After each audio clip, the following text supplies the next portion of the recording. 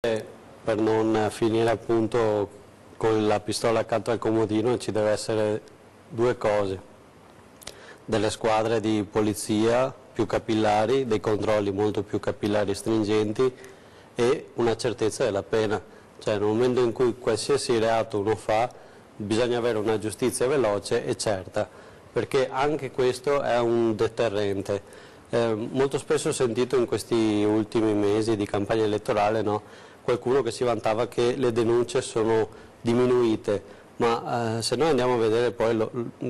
come viene vissuta questa cosa dai cittadini, non è che non si denuncia perché non ci siano i reati, ma perché abbiamo una sfiducia talmente elevata perché la giustizia è lenta, farraginosa e appunto a volte le sentenze tra primo, secondo, terzo grado subiscono anche delle iperbole. A quel punto, se proprio non è un caso di vita o di morte, uno fa anche a meno di denunciare, soprattutto furti, cose di questo genere qua.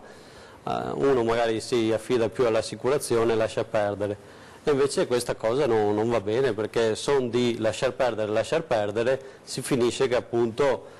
poi chi appunto infrange le regole si sente garantito. A me ha fatto rabbrividire un intervento di Davigo, che immagino tutti conosciamo,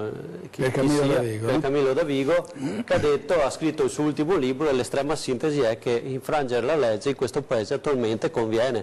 perché appunto non sono più in grado di dare pene certe, di avere la certezza del diritto, e quindi questo bisogna, cioè quando si va a mettere mano alla giustizia va a influire tantissimo sul discorso della sicurezza, non è che si affronta solo da un punto di vista pistole in casa o solo da un punto di vista delle forze dell'ordine, ma serve anche dall'altra parte la certezza del diritto e della pena. Poi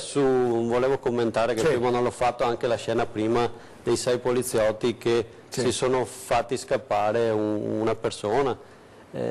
Secondo me bisogna anche andare ad agire sulla formazione che hanno queste forze dell'ordine qua.